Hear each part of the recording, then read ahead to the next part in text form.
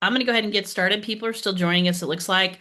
We're just going to do some hellos. I am Jessica Denson. I am the Communications Director for Connected Nation, which is hosting today's virtual town hall meeting.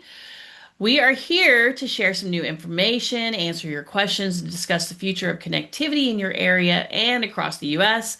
We've got lots of great experts that are on hand that will be able to answer your questions and help you provide some guidance.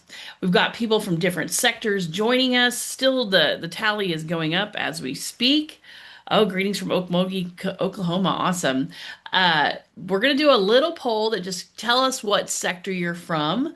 It's pretty easy. Ryan's going to bring it up for us. He's our technical guy. And you just have to click on which sector, tribal, state, community based. You'll see all the options there. And while you're doing that, as people are coming in, I want to tell you just a little bit about Connected Nation, just to make sure you know who we are. It's always good. We are a national nonprofit with a mission to expand the access, adoption, and use of high-speed internet, i.e., broadband, and its related technologies to all people, meaning that we want everyone to have access to these great resources and opportunities that internet provides. 2026 is a huge year for us. It's our silver anniversary. Connected Nation is celebrating 25 years of service. So we've got some really cool things ahead, and including a world record attempt that will be, we've kind of put little feelers out there, but we'll do a special announcement soon. So you'll want to keep up with us at connectednation.org. All right. So if you guys, let me answer too. Um, just answer that poll. Ryan, can we see the poll results or there we go. Um, From what I'm seeing, it looks like we've got a lot of state and local government people, a lot of people from nonprofits, some people from education and the private sector. And we even have a local resident or community member, so that's awesome. A nice cross section that we'll be able to provide a lot of great information for. Over the last 12 months, Connected Nations teams has partnered with key groups and leadership across Michigan, Texas, and Oklahoma for some very special community engagements. These have been focused on connectivity across states, especially in rural and tribal areas. But today we'll be sharing those key insights learned from those engagements. As part of this effort, our team spent time across Michigan, Texas, Oklahoma, meeting with local leaders, organizations, and residents to better understand what connectivity challenges you have in those areas. And that really informs a, a bigger space as well. So there's a lot to be learned here. We look on the ground and how communities are thinking about what comes next. I'm going to briefly now bring in a few members of our team who were at those community engagements to share quick reflection from each region. We're going to start with Molly Weiner. She is the Director of Local and Regional Planning for Connected Nation, and she led the Texas engagements. Molly, share what really stood out for you in your time in Texas. Sure. Thanks, Jess. And Ryan, next slide. We hosted two events with many of the people on this call who I see a lot of friendly Texas faces here. Our first event we held in Amarillo in partnership with the Amarillo Area Foundation, who's really kind of one of the regional broadband conveners in the space. And during that conversation, we got to hear a lot from two main sectors. So we heard from the Texas University Health Science Center. So a lot of conversation about what increased connectivity means for telehealth and for access to healthcare, and kind of in two main ways. One, in reaching rural places. So having that connectivity allows people to be served out of larger regional hospitals, even in remote areas.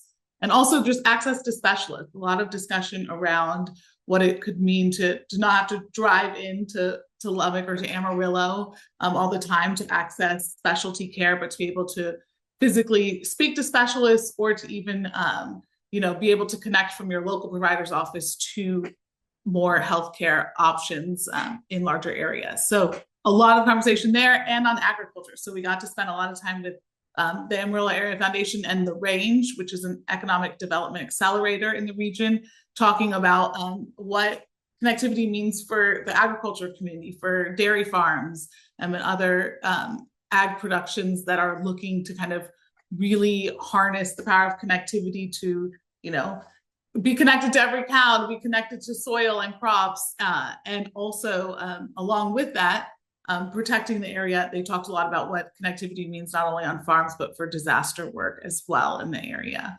So we heard a lot about those solutions.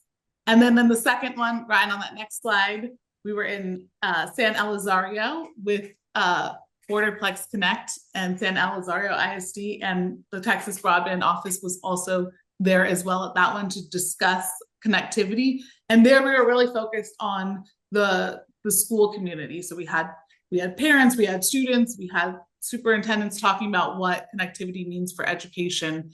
And there we heard a lot about the barriers to connectivity, including we talked a lot about affordability of broadband services, and being able to have a high-speed connection that's affordable, to be able to have a device that you can use to connect to the internet, and how schools play a key role in our communities as anchor institutions. I'll pass back to you, Jeff. Did Leo really, we did this in partnership with Amazon. They served as a partner, correct? And they provided devices. Did you mention that? And I missed it. Yes, we did all of these events kind of in partnership with Amazon, who provided devices to the families in San Elizario and in Amarillo as well. Yeah, those devices they help expand the internet and make it stronger throughout the home, right? They aren't just um, the internet devices that bring the internet into their home, correct? Yeah, we distributed both Eero devices, so which are a Wi-Fi router, and also tablets at some of these locations as well, right? So people could have devices to access the internet. Yeah, sorry to throw a random question your way, but I just You're want to make good. sure we shared that because it was pretty cool. Because having those devices in people's hands is so important. Now let's bring in Frank Martinez, who is the Vice President of Strategic Initiatives at Connect a Nation, who gathered information in Oklahoma, the Sooner State, just north of Texas. Frank, what did you hear across the state there? Thank you, Jessica. Connected Nation, we partnered in a couple of locations. First in Lawton, and then also in Okmulgee. And so this slide shows the engagement in Lawton. And it was in partnership with the Lawton Public Library and FISTA, which is a technology park and innovation hub located just on the edge of Lawton. And the focus of the conversations, as you all know, that a lot of these community conversations start with the libraries, but with the partnership there with FISTA, there was a great opportunity to bring the conversation to the community around innovation and advancements in technology. And there were three big things that came out of that conversation. The first is that, when you think of advanced technologies, you don't think of rural communities or, some of the smaller cities. You think of the major ones. But here in Lawton, it's tremendous. They're talking about things and bringing in technologies around artificial intelligence, 3D printing. And then, of course, drone technology is a big topic of conversation. And there's a lot of developments happening there.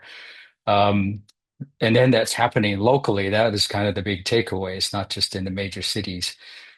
Second thing is that these community institutions, locally, the library and FISTA in particular, they are central locations for bringing and equipping the community members with the digital skills, the devices, and training and hands-on training that is needed to enable them to be successful, going into the marketplace. And then thirdly is that, access to this technology is also creating opportunities in different application areas, through the use of these maker spaces and telehealth applications and so forth.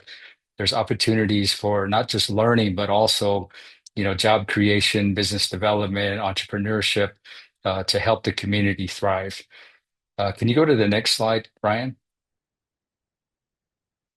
The second place we went to was in January, and as some of you know, that was when the big ice storm hit the territory.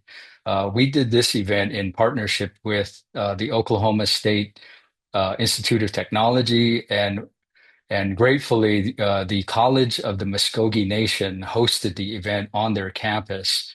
And the focus of the conversation was around higher education, workforce development, and economic development.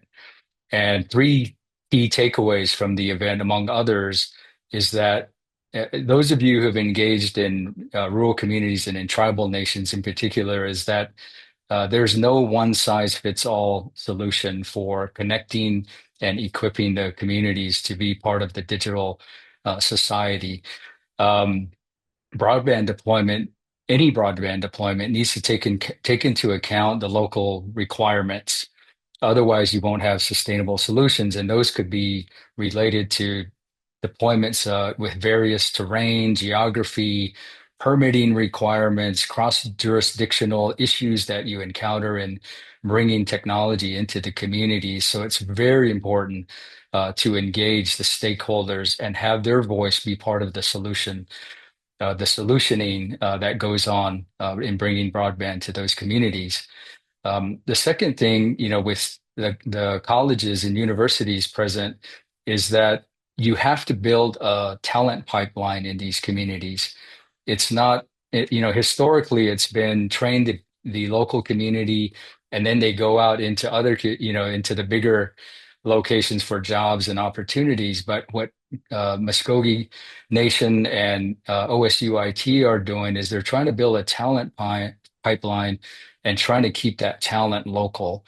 There's this brain drain effect that has been happening, but they want to limit that, and so they're forming these partnerships. They're building curriculum. They're helping do job placement so that there's local opportunities for members in the community. And then thirdly is that connectivity and devices. Many students don't have access to technology. And so, they have to find other ways to access not only the devices, but having internet access. And the universities are aware of this, and they're doing a tremendous job to close that gap and putting in place different types of programs and putting in computer labs and other device lending types of programs to help the students overcome that barrier. So I'll pass it back to you, Jessica. Great. Thank you, Frank. Really appreciate it. And finally, we've got Heather Gate, who is Executive Vice President of Digital Transformation for Connect Nation. Her focus was on Michigan, especially the UP. What stood out for you there, Heather? Yes, thank you, Jessica. We took a slightly different approach in Michigan. In addition to having hosted events, we also had individual meetings with some groups and tribal communities in Michigan. But as you can see on my slides, the most standout event was in the Eastern UP, where we partnered with East EUP Collaborative, EUP Connect Collaborative. One thing that we heard in that meeting is that, and the message was consistent even in the individual meetings, was that regional collaboration is critical in order for communities to succeed, and the importance of having a shared vision that will allow communities to thrive beyond just the connectivity, but what comes after the connectivity. And so, particularly for the Eastern UP, they are 25 BEAD eligible locations that will be addressed through BEAD funding, right? We talk about this as it is going to happen.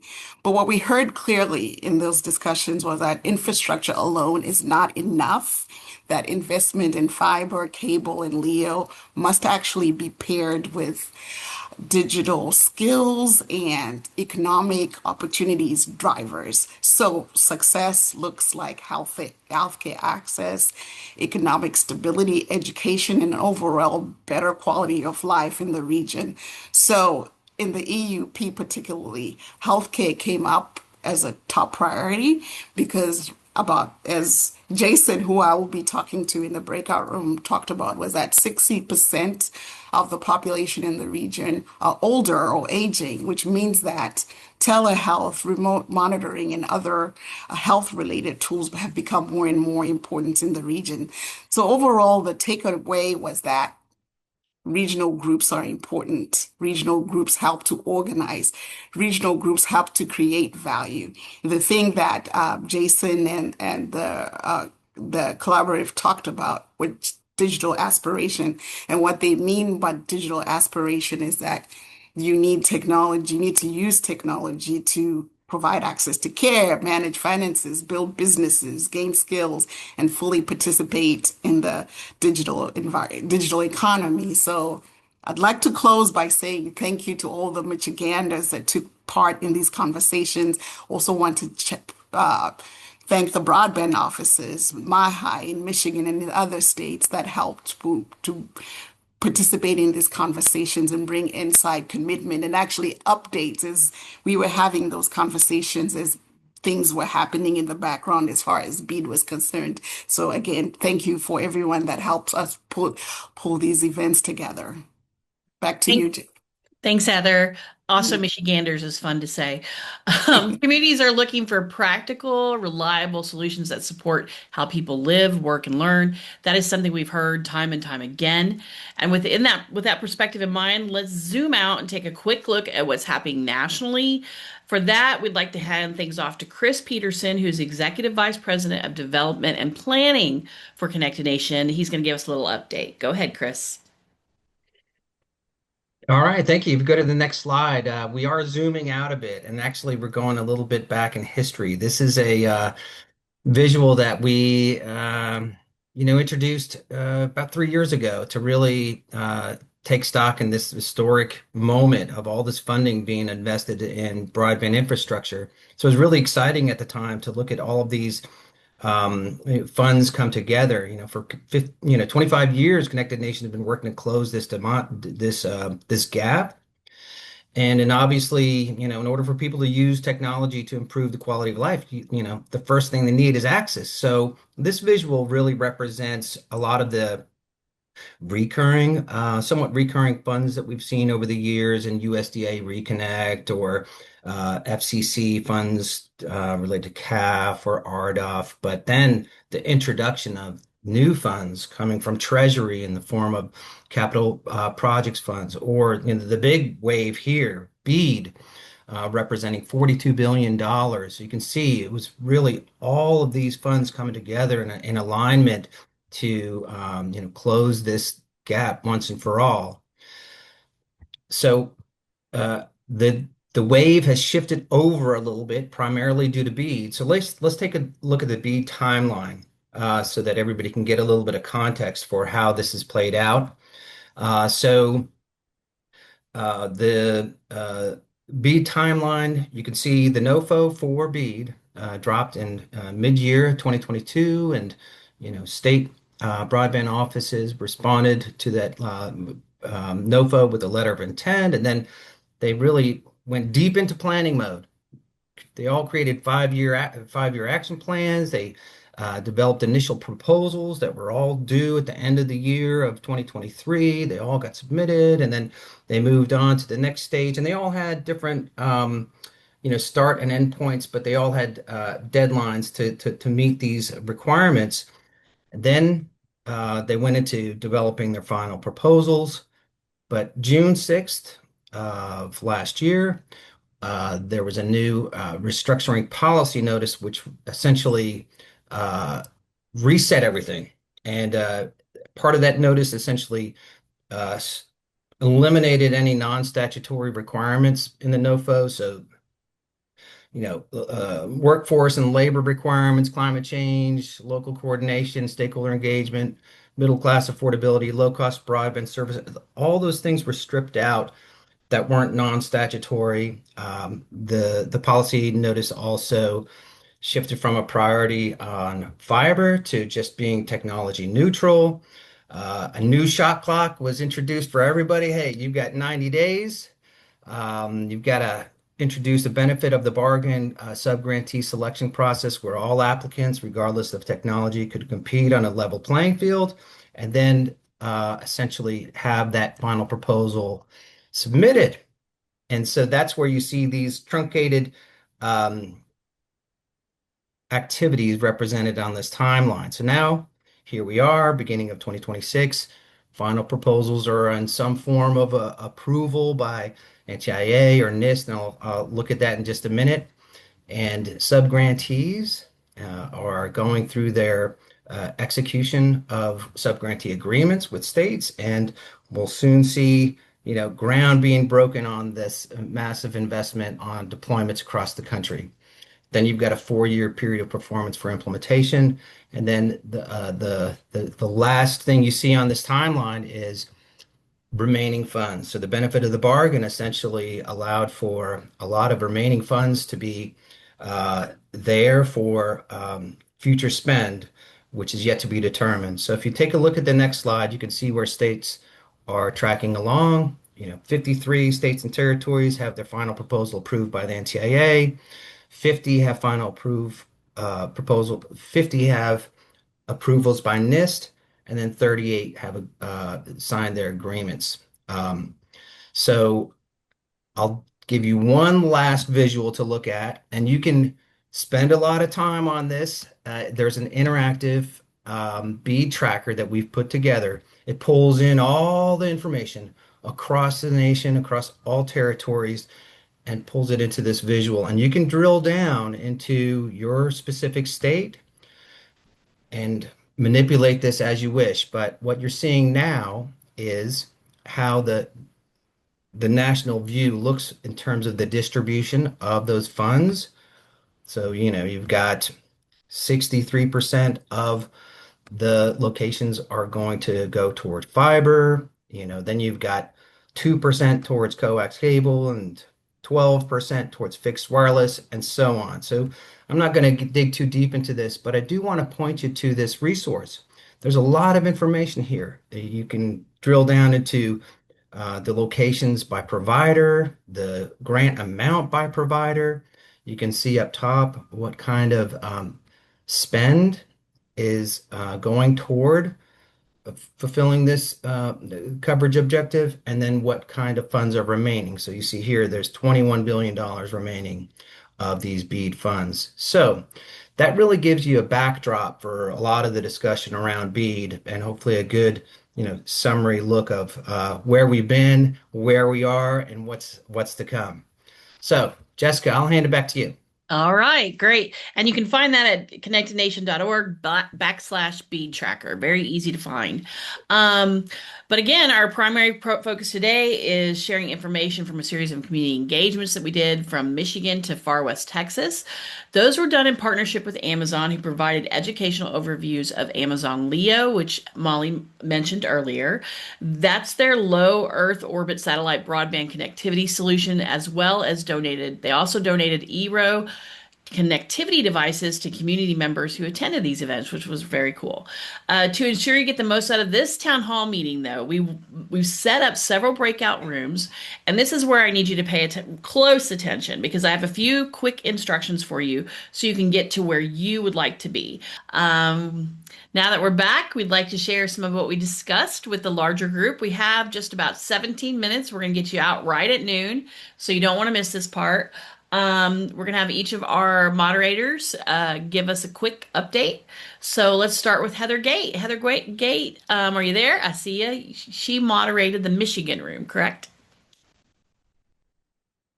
Be sure to unmute when You're you come muted, in. Heather. Yes, There you go. apparently I was mute. I was silenced when we came back to We do that to everyone.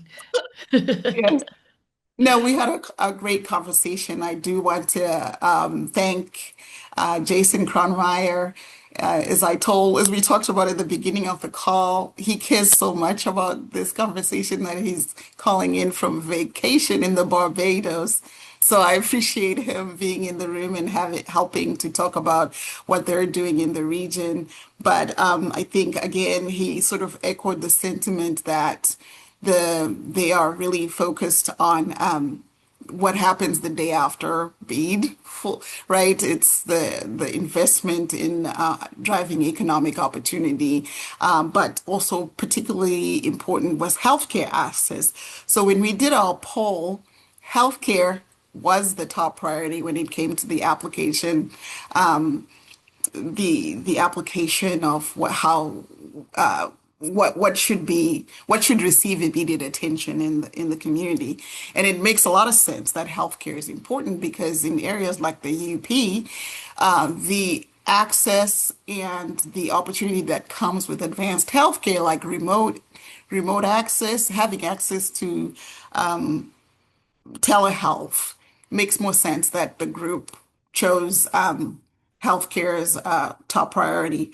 On connectivity, the top response was expanding access to unserved and hard to reach areas was our top. Again, it makes more sense in the UP, right?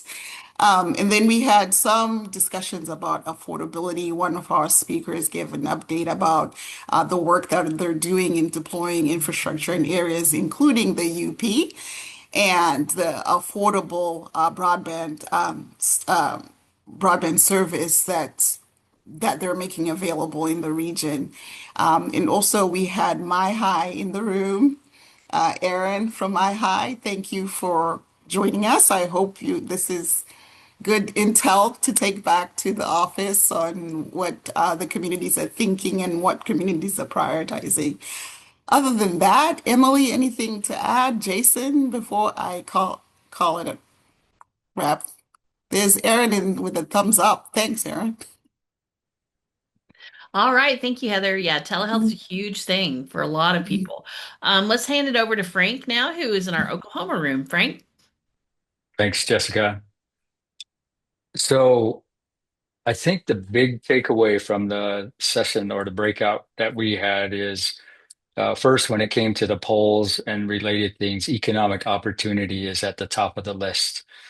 And so let me expand on what that is in the conversation and what we heard. So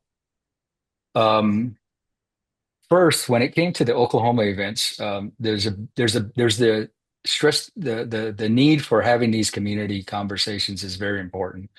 I think those of you who heard about the Oklahoma event, we actually had this ice storm come in the day of the event, and we had to delay it by a day, which disrupted a lot of the logistics. But we actually had more people turn out than signed up for that event, which, and people that didn't even sign up because it was such an important part of the conversation. And so that's one big thing. The second thing on this economic development part that was at the top of the list is that there's a lot of questions out there around AI right now. And so when you think about economic development and economic opportunity and jobs and so forth, and preparing the workforce for tomorrow, it's a conversation at conferences.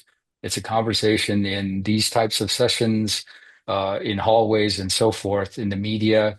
And so there's this intersection of, and when people think of AI, they think of, they all have their different perspectives and views on it. But what I came out of this conversation with just now is this Venn diagram of sort of worlds colliding.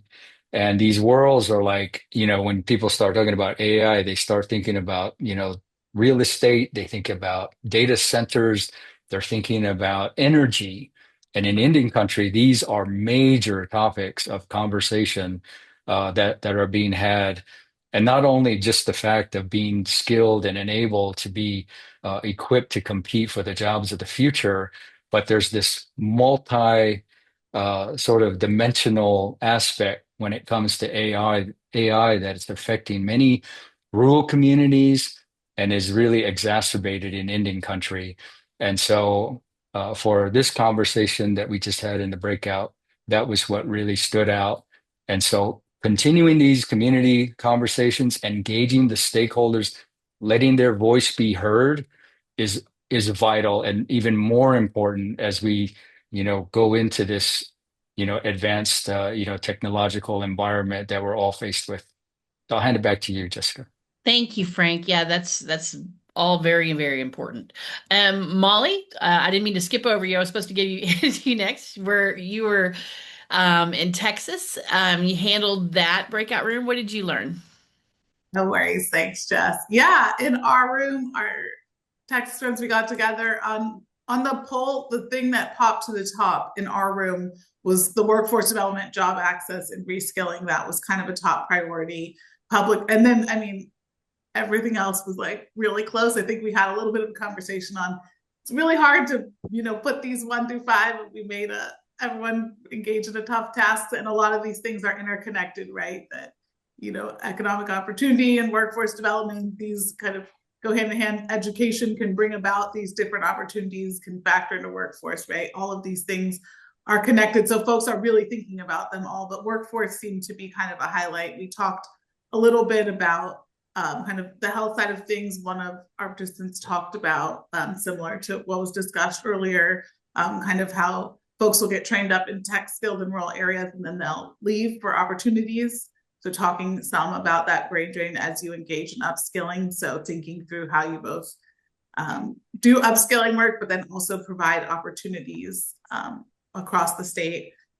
We talked a lot about that. We talked a lot, and I will not do Michael's comments justice in what he was describing, but we talked a lot about regional growth as well, and what it means to kind of think into the future about what all of this technology can mean for growth, for where people can live and where they can work, and how offices will operate, and how connectivity can kind of reimagine a lot of the spaces and the ways people even move around and engage in work and everything in the future. And that communities like Central Texas are really thinking about that now, trying to get ahead of that, what types of infrastructure is needed, and for that, and that what he would love to see as a use for non-deployment funds, right? Thinking about how all this connectivity will matter for economic development and workforce in the future. That's very interesting. Somebody said to me yesterday, Henry Ford started the 5-day work week 100 years ago, and we've yet to change. We're just now starting to change the way we work and when we work. So I think that's important. And finally, Chris Peterson, who we heard from earlier, he talked about, we'll talk with those interested in other states and policy updates. Chris, what was your takeaway?